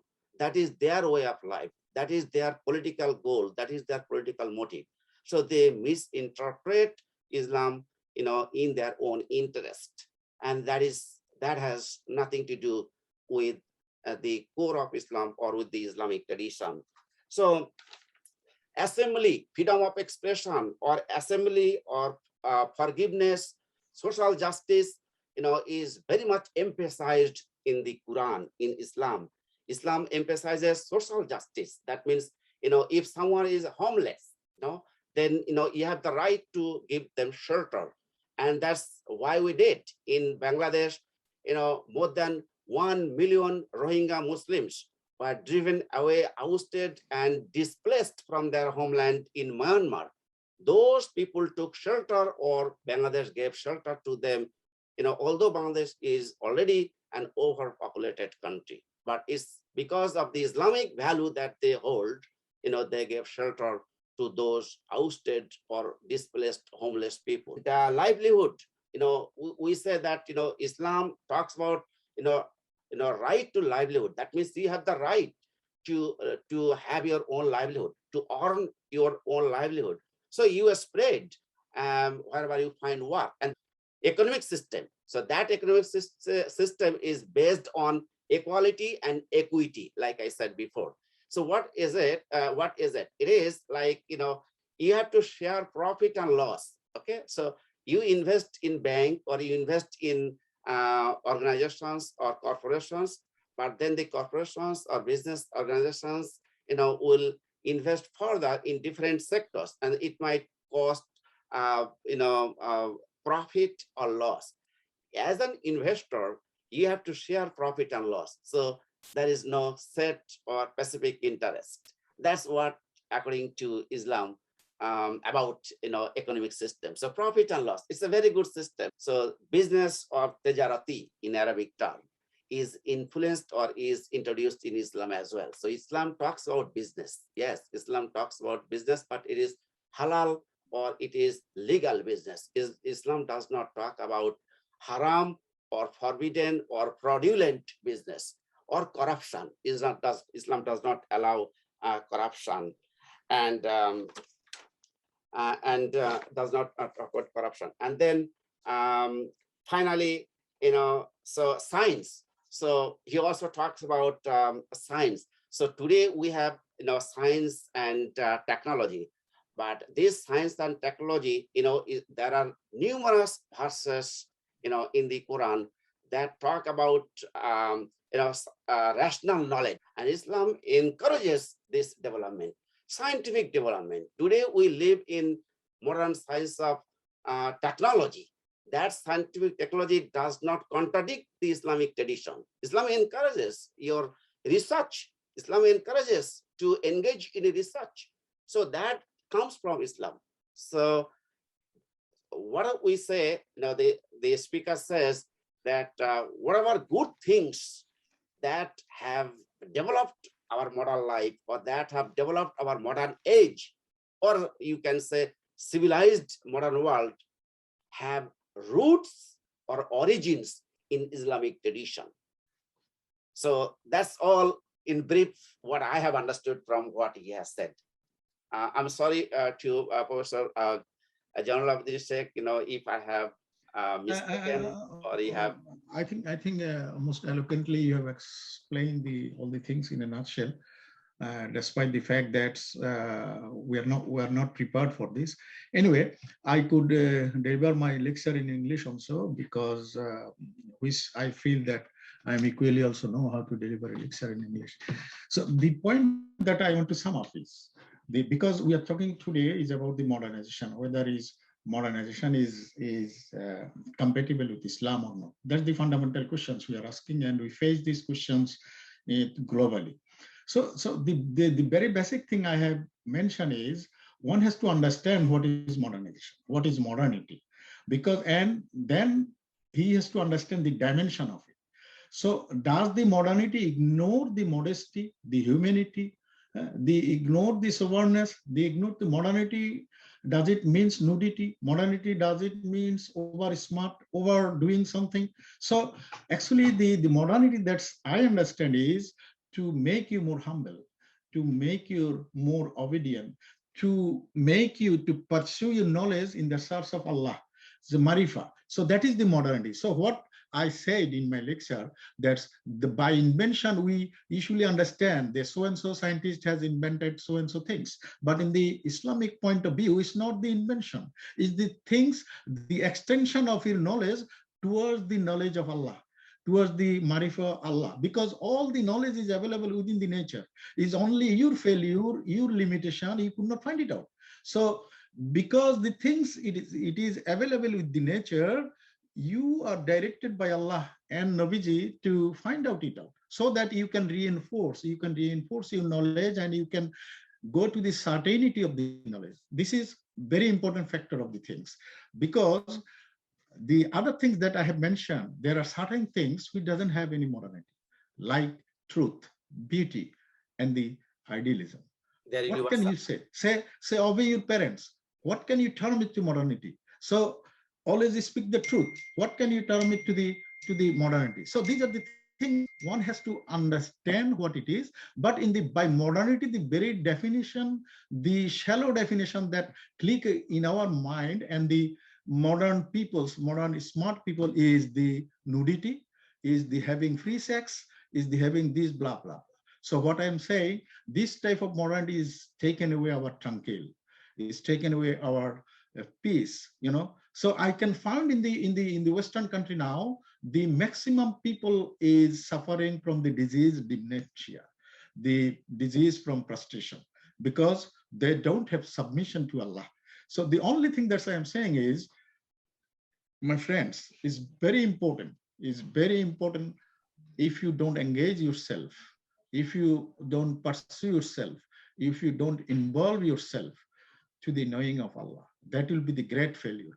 The moment you start for knowing Allah, it will unveil your way. For example, cosmology we are talking about today is come from the Quran. Surah Bani Israeler, যে ইসরা নবীজি যখন মেরাজে গেলেন, সেই মেরাজের theory থেকেই তো আজকে আমাদের বিমান বা উড্ডয়ন বা আমাদের রকেট, আমাদের সবকিছু, নবীজি তো রকেট ছাড়াই চাঁদে চলে গেছে। আপনি তো রকেট দিয়ে যেতেই আপনার হাবুডুবু খাচ্ছেন। সো হযরত নূহ আলাইহিস সালামের যে নৌকা, that's unveil you how to conquer the sea. So what I'm saying is, the ingredients is available in the Quran. Only things, the Western peoples, they also grab the ideas from the Quran, but they never say it. They never say it because, you know, with the conquer of the Iraq and Baghdad, they have taken a lot of knowledge, lot of books from there. They have taken the books in their capacity. So what I'm saying is all the knowledge that we are talking about is basically from the Quran, basically from the Muslim scholar, and basically the people, those who engage with the Marifa, because without Marifa, it's very difficult to find out the exact knowledge. What is knowledge that I explained before? So, and the other thing is the last time, don't forget, is the rights of the women, because in the modern society, they said the Islam doesn't recognize the right of the women. Very unfortunate. No religion in the no Western religion recognize the rights of the women, especially in the aspect of hereditary, in the aspect of marriage. So in Christianity, in Buddhism, in Judaism, they don't recognize the heredity. They don't recognize any rights, any property to the women. Also, they don't recognize the way the marriage should be solemnized. So what I'm saying, Islam is a holy thing. The only thing, if some peoples, they want to put an argument, most welcome, but argument cannot lead you to the solution unless you have the deeper knowledge, unless you are the obedient to the some rules and regulations, because unless you are open to accept those things, I'm ready to take any criticism on the parts of the peoples, those who are doing. But what I'm saying, they should be open up, because some particular country doesn't represent Islam. So if there is any question, I'm ready to answer. And I hope the ayat that I have mentioned, if you have the time, in your leisure time, you can consult with the Quran and the tradition, and you can have the tafsir of those things, and that will enrich your knowledge, I believe. Yeah, thank you so much for your valuable comments and clarification of your speech in a nutshell. So now we have Q&A session. So anybody can ask question either in Bangla or English, no problem. So the question should be related to Islam and morality. So in to our present topics, to our today's topics. Yeah, today's topic. So please, in context of our today's topic, please ask or make any comment or question. First, Mishak Al Burhan raised his hand. Okay, Mishak Burhan. Okay, go ahead, Mishak. And then Dr. Arman. Yes. Thank you so much. At first, take my salam. Assalamu alaikum. And thanked by General Abidin sir. As I think that he's a great person. And as we have gotten a person as like Dr. Zakir Naik. And we have gotten a person, I think that the photography memory knowledge person. His name is Dr. Gurdam Dostagir sir. Thank you so much. Give me this opportunity. I'm Mr. Kali Burhan from Bangladesh. I'm a student of honors fourth year, and I'm researching philosophy. Also, I'm researching Sufism. Sir, I have to include something. You know that Islam is a modern when Hazrat Muhammad Sallallahu Alaihi Wasallam come and from Makkah, and he reformed and transferred to Kushangskar. And in this time, I feel that we have got a Shaykh and Fit. I follow him, and I think that in this time, in this situation, there are lots of students, Muslim, but they don't follow Islamic culture. Sir, my question is, how can we improve our Islam?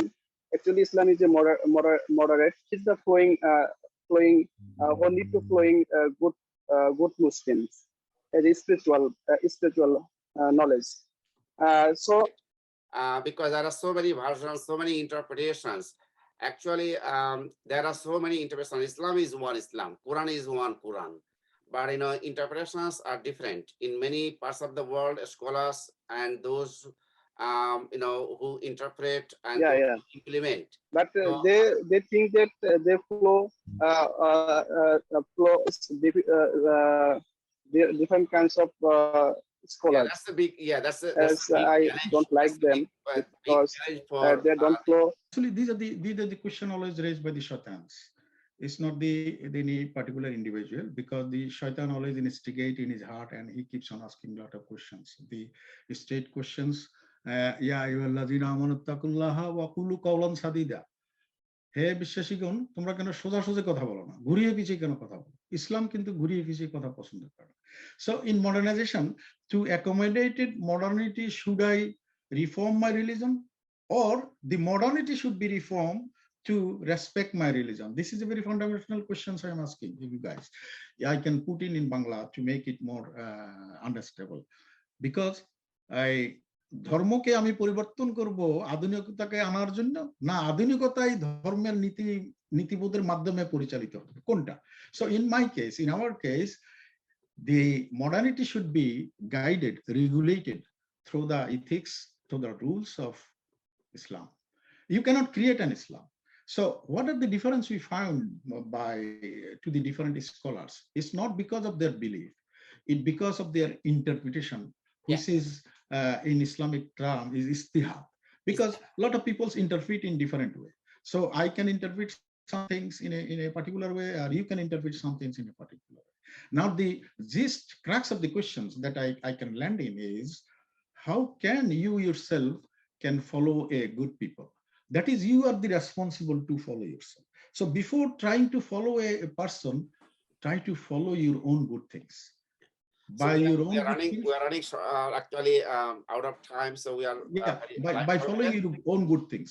So that is my advice first. You keep on follow the exact thing that is regulated by the Islam, then you try to find out the person who should you follow. Because of the shortage of time, I could give the person whom you should follow. Anyway, I think that will give you insight, some insight to understand. Next question is from Dr. Arman Mojaddedi. He has joined us from India. So Arman Mojaddedi is from India. So he's a scholar, he's a scientific officer for the Indian government, and he's a Sufi Islamic scholar. So Dr. Arman Mojaddedi from India. Assalamu alaikum. Walaikum assalam wa rahmatullah. Am I audible?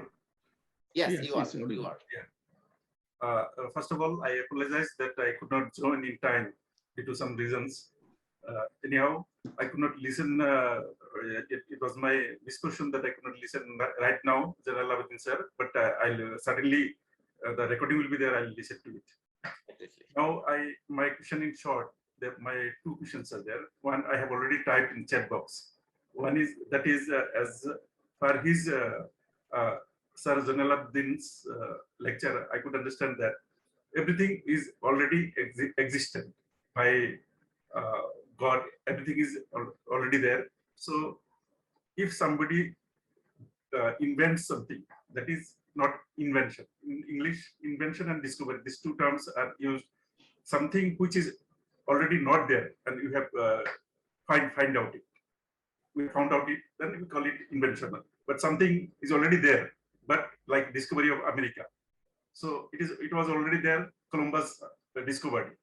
So as per his voice, I think it should be like nothing should be invention. Everything should be discovery, because everything already existed. Yeah, that's a great. Okay. So next question is about this. I think he has already brought this topic here. There is a thought that has our Prophet Sallallahu Alaihi Wasallam has given everything, because the Quran was given to his heart only, as our respected sir Ghulam Dostagi sir has already told, that full Quran was given to the heart of our Prophet, in the heart of our Prophet. There are two possibilities: whether he has given everything, whatever he received from Allah, to Quran, or something remained unspoken in his heart. Very good question. And, yes. Yeah. That is one thing. And other thing, when Quran was given in a written form, it was collected from some scriptures, somewhere it was written, something people memorized and gave it. There is a possibility whether everything, whatever was told by our prophet, has taken by was missing. I understood your point. Your question is the whatever. So my question is, so if everything is not complete, then why not we should go for some reforms? If it is because people thinks like that, because our this all hadiths and other things were recorded 1400 years back. So there, that time the situation, the world, everything was different. But now there is a vast change. So maybe something was given by Allah to our prophet, but it was not disclosed that time, which would have been fit for this period. Yeah, I got your point. I got your point. If I understand your point, the question is whatever revealed to the Nabiji, whether that has been in total shared to the peoples, to his Sahabi or to the peoples. Yeah, that's the question. So then the next question comes. If it is not, then the question reform is coming.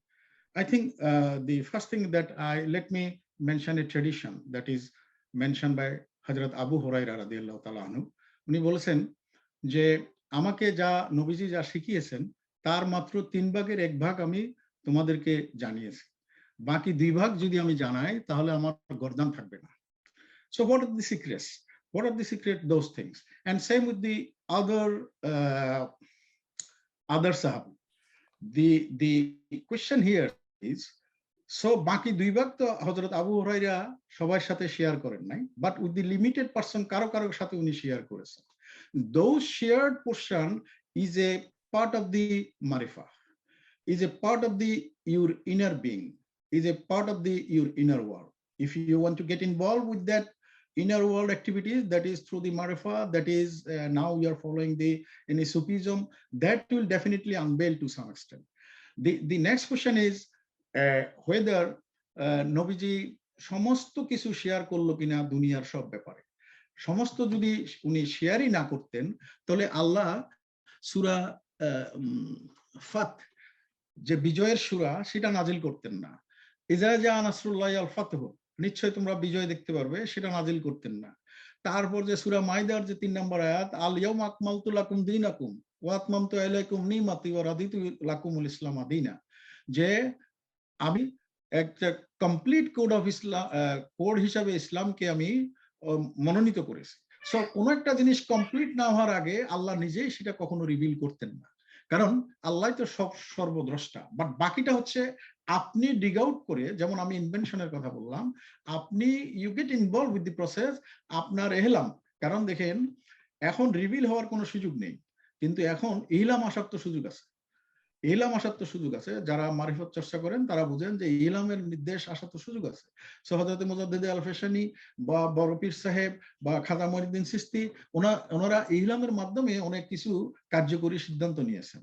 যেমন public interest, যেটা আমি বললাম ইস্তিসলা, যেখানে কোরআন এবং হাদিসে কোনো সমাধান নেই, সেখানে বলা হচ্ছে যে you have to look into the public interest. So those are the things, elements is the subject of the scholar. But if those subjects it gets the nurtured by the common people of understanding, those who doesn't follow the Islam in total, they will be misled, because he has to attain to that level first. Only then he can concentrate on. So this is very important question you ask for. These are the question for the scholar. These are the question not for the common people, common Muslim followers, because they will make it a goblet, because they will not understand. So at a certain level পর্যন্ত না গিয়ে কোনো কিছু প্রকাশ করা, যেমন মনসুর হাল্লাজ সে যে পর্যায়ে গিয়ে আনাল হক বলেছিল, সেটা আমি আপনি ওই পর্যায়ে এই পর্যায়ে থেকে বললে আমাদের ঈমান থাকবে না। That's very simple as it is. So I have 5 more minutes. I have 5 more minutes. I'm sorry. So I think I could answer something. Yeah, you did. But I'll request you for any clarification. You know my email address. I can always come back to you for the Inshallah. If any. I think we can have some more discussions in another Friday. Right, of course, why not? Yeah, on this discourse. Yeah, discourse. So we can do that from time to time. We can do that kind of discussion for more clarification and elaboration. Definitely, we can do that. So I have, like I said, 5 minutes. In 5 minutes, I'm gonna wrap up. So, do you have any question or comment, Dr. Poi? do you have any question, specific question for us? For No, any- it's okay. Yeah. Now correction problem. Yes. I think Sufism, I'm very interested in about the spiritual cultivation ways. So maybe speaker can explain a little bit about the spiritual cultivation ways of Sufism. Yeah. spiritual contribution to Sufism, I mean, to knowledge, spiritual contribution. Actually, that's a big question. And just for the information of Dr. Poi, we articulated that as a subject. We have discussed it in our earlier session. What is Sufism in Islam? And what you can do, I would request you to go through the recording of that. You can find out something. But in any way, the Sufism, how it has been created, come into being up to this level. So we have discussed at length, I think, in a specific session, because that itself took us 1.5 hours. What is Sufism to maintain? But it was in Bangla, I think. It will be Pardon? difficult for him to understand. Yeah, that's a Bangla and English mix. But Bangla. what I'm saying, even in future we can organize Have something in another English. session. That's no problem. That's no problem. That's my point. My point is that we can have a separate session on Sufism and spirituality. Sufism and spirituality, or its contribution to spirituality. Because that I can give on English. Yeah, That's no in problem. brief, what I understand, in brief, we say that all the Islamic contribution or contribution to knowledge, modern knowledge or science or technology came from Islamic Sufi tradition. Islamic Sufi tradition. So today's literature, Islamic literature, came from Sufi poets like Sadi, Hafiz, Heddos. They are all Sufis. Okay, so and philosophers. So even those who are philosophers, they base their philosophical thought on a reason. That means people like Al-Farabi, Al-Kindi, or Ibn Sina, and Al-Ghazali, or Ibn Rushd. These prominent Islamic philosophers are usually believed to have based their theory on reason, means rationality. That is one aspect of their philosophical thought. But the other aspect is their spirituality. For example, Ibn Sina. Ibn Sina was a Sufi thinker, Sufi scholar. So that is spirituality. Sufism, is tied up with the spirituality. Or Islam as a whole is a spiritual religion. Even from the Islamic point of view, from the Sufi point of view, this world, material world, is actually a spiritual world. So what I'm saying that, it's a vast subject and a vast tradition. Islamic tradition is a vast tradition. And there are many, dimensions of this tradition. So we have to think about culture and integration and principles and implementations. So when you talk about Islam in terms of modernity, we have to talk about those aspects. Otherwise, it will be incomplete. With that, I would like to wrap up today's session now. I invite you to join our next program next month, November. And then, like I said, in December, we'll have a full session in English, with international scholars and participants. And from now on, I think, we'll be conducting our sessions in English so that we can reach out to as many audience across the world as we can. Thank you so much for being with us. And I would like to thank especially to our speaker, Mr. Lawyer, Jalaluddin Sheikh, and all those who have participated and contributed to this session. Thank you so much for being with us. Thank you so much. Assalamu alaikum wa rahmatullahi wa barakatuh. Wa alaikum assalam wa rahmatullahi wa barakatuh.